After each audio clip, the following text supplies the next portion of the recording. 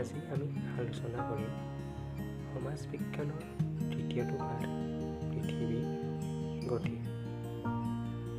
এতিয়া আমি পাঠটি চাওঁ। পৃথিৱীৰ গতি দুই প্ৰকাৰ, আহ্নিক গতি আৰু বাৰ্ষিক গতি। আমি প্ৰথমতে চাওঁ আহ্নিক গতিৰ বিষয়ে। আহ্নিক গতি পৃথিৱীয়ে নিজ মেৰুদণ্ডৰ ওপৰত ভিত্তি কৰি পশ্চিমৰ পৰা পূবলৈ এপাক ঘূৰাকে আহ্নিক গতি বোলে। আহ্নিক গতিৰ ফলতে দিন আৰু ৰাতি হয়। নিজ মেৰুদণ্ডৰ ওপৰত এপাক ঘূৰিবলৈ প্ৰায় 24 ঘণ্টা সময় লয়। এই সময়ছোৱাক এদিন হিচাপে ধৰা। এই ছবিখনলৈ মন কৰিলে আমি দেখিম যে পৃথিৱীৰ যিটো দিশ সূৰ্যৰ সন্মুখলৈ আহিছে তাত দিন হৈছে আৰু ইয়াৰ বিপৰীতে থকা অংশটো ৰাতি হৈছে। অৰ্থাৎ যিটো দিশ সূৰ্যৰ সন্মুখত থাকে তাত সূৰ্যৰ পোহৰ পৰাৰ ফলত দিন হয় আৰু বিপৰীতে থকা অংশটো সূৰ্যৰ পোহৰ নপৰে আৰু ইয়াত ৰাতি হয়।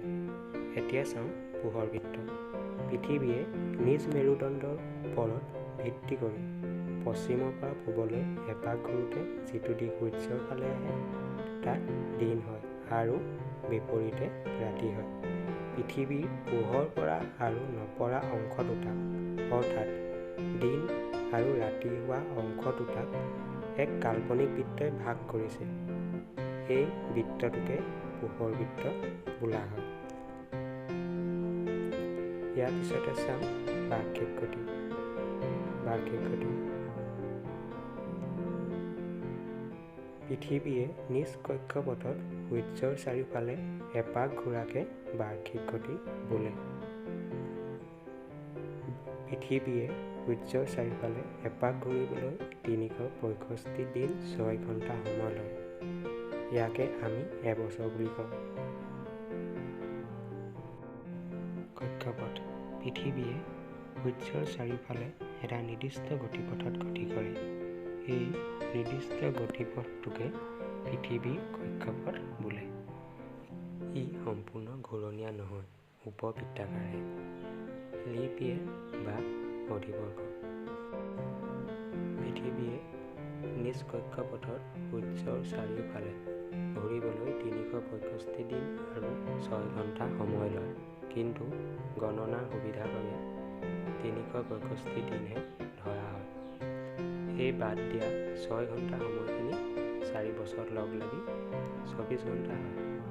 সেয়ে 4 বছৰৰ মূৰে মূৰে ফেব্ৰুৱাৰী মাহত এটা দিন বঢ়াই লোৱা হয়। যিটো বছৰত ফেব্ৰুৱাৰীৰ এটা দিন বঢ়াই লোৱা হয় তাকে লিপ ইয়েৰ বা অধিবৰ্ষ বোলে। লিপ ইয়েৰ হোৱা বৰ্ষটোত ফেব্ৰুৱাৰী মাহত 29 দিন হয় আৰু আন বছৰসমূহত ফেব্ৰুৱাৰী মাহত 28 দিন হয়।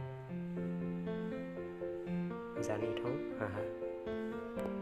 প্ৰাচীন কালত মানুহে পৃথিৱীখন স্থিৰ আৰু সূৰ্য ইয়াৰ চাৰিওফালে ঘূৰে বুলি বিশ্বাস কৰিছিল।